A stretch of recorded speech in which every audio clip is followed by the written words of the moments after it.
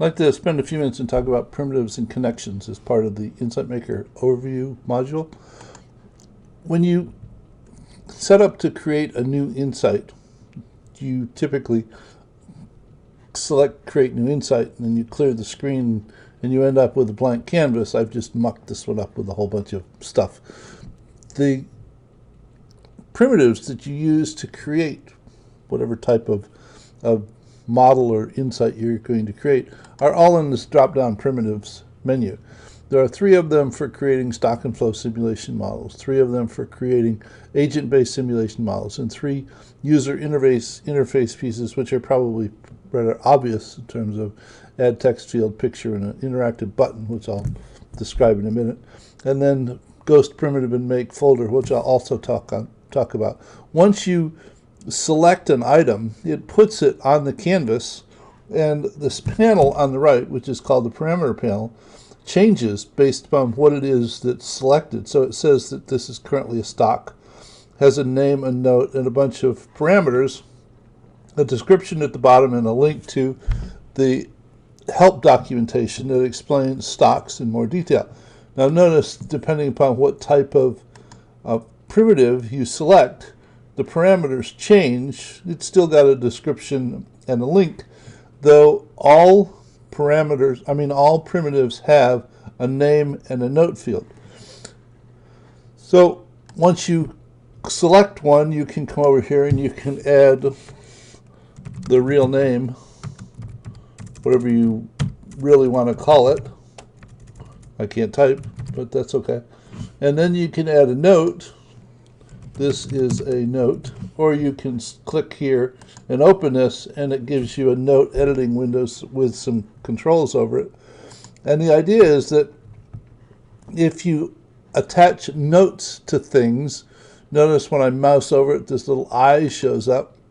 So it's oftentimes when you share your insights with other people, the labels are not sufficient for others to understand what you're trying to convey with the relationships, so that you can add notes to the relationships, and when you mouse over them, people can look at the notes in addition to just the label itself. So once you deposit an item, well, you can either select items from here, and it always deposits them in the same place, or you can simply right-click on the canvas, and it pops up this menu from which you can select the primitives and a couple of other things. But if you select something from this pop-up, notice that when it creates it, it selects the text immediately, so you can type the title in directly as opposed to having to go over here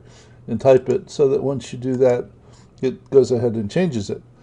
You can also double click on an item to select the title, and you can change it that way, or you can select an item, hold down the control key, and you can duplicate an item, or you can duplicate multiple items, which makes it very easy to create more of something that's the same as something you've created before.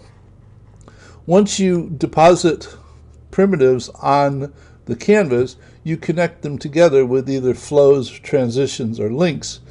Flows are only used to connect to stocks or between stocks. Let me get rid of this.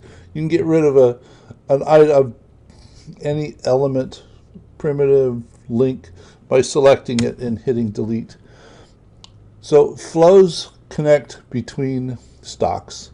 Transitions only connect between state variables in agent-based simulation models, though links can connect from anything to anything. So if you select link and you mouse over something, you notice this little arrow shows up, so you can use that to connect to other things. So if you're creating just a relationship model, the great thing about relationship models is that there are no rules associated with creating them. The bad thing is there are no rules associated with creating them. So you typically have to explain to people what conventions you're using when you share them.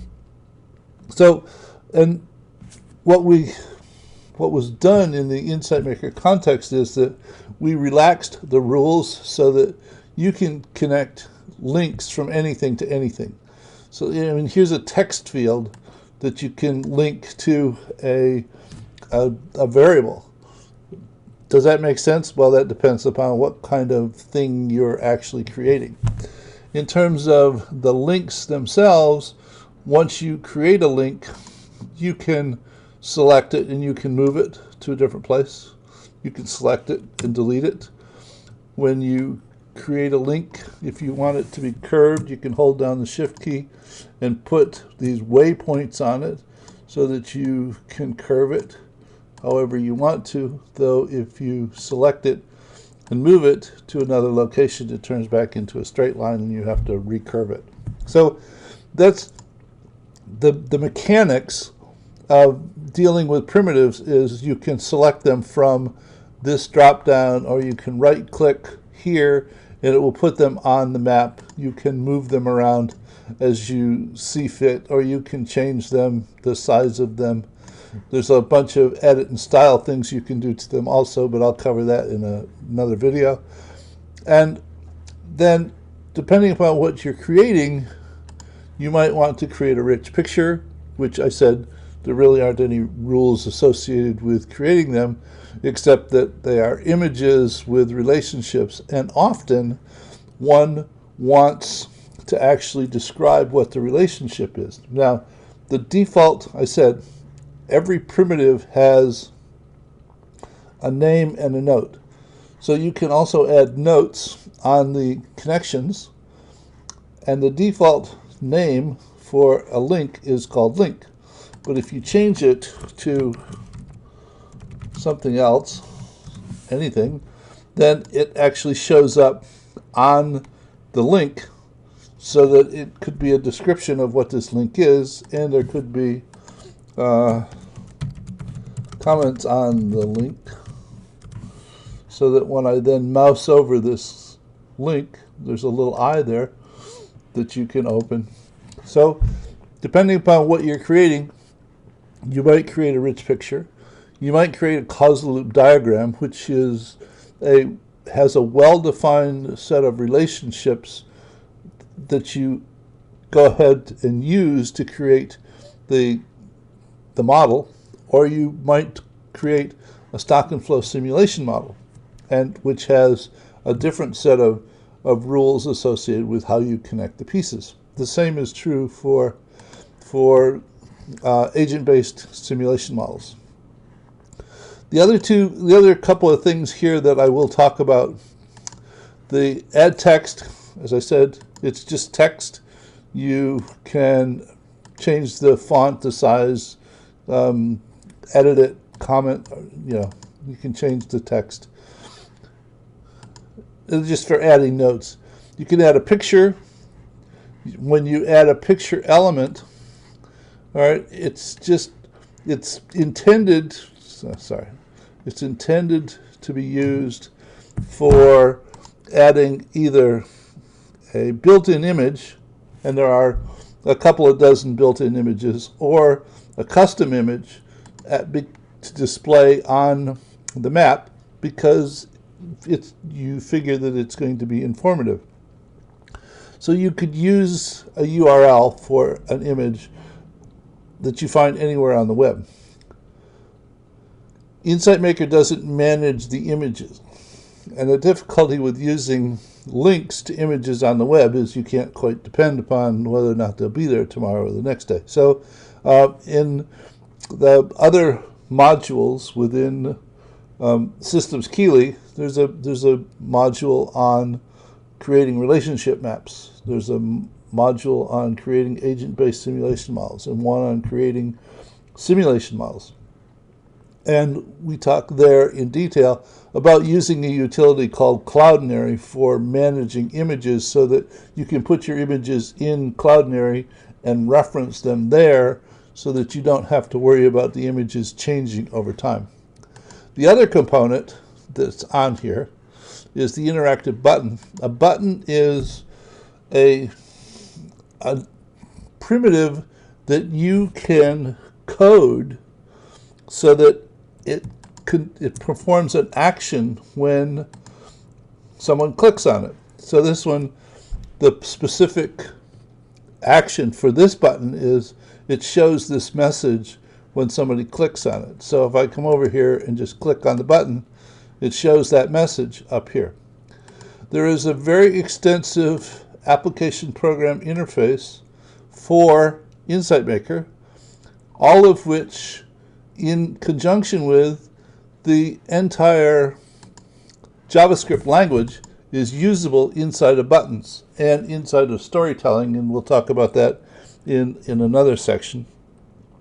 But because it's a button, and if you click on it, it executes the button, you need to hold down the Shift key and click to select it, and then it shows that this is the button, this is the note, and here is the action.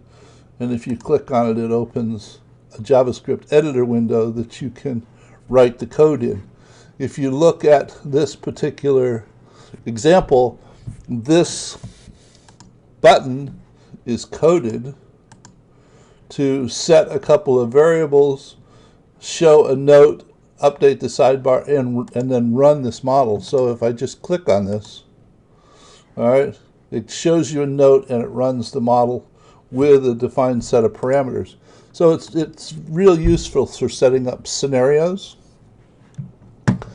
There are a couple of other things here on the drop-down that don't specifically have to do with primitives or connections, and I'll talk about those when I talk about the edit style and share portions of the toolbar. So hopefully this gives you a sense of the mechanics of putting elements or putting primitives on the canvas and connecting them together. Oh, one that I forgot was there's one down here called Ghost Primitive. If you have something that you'd like to be in multiple places at the same time, you can select it, and you can then select Ghost, which will create a ghost version of it, which is a little lighter than the original, which is the same primitive. It's just a ghost of it that makes it easier. In other words, if I wanted to connect this to here, and I wanted to connect this to here, rather than having to run it all across the map, I can create a ghost and put this over here and connect it this way. It just makes it convenient.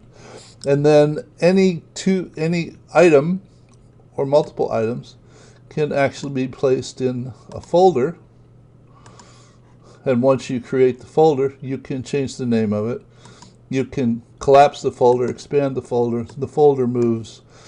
Folders are a good way to abstract complexity so that you can unfold pieces of it in an orderly manner. This stock and flow model just happens to be in a folder. So sorry this is a little long. Hope you found it informative, and I'll see you shortly in another video about the Insight Maker overview. There's a link to the Insight Maker overview module in the notes section for this video. So take care. Bye.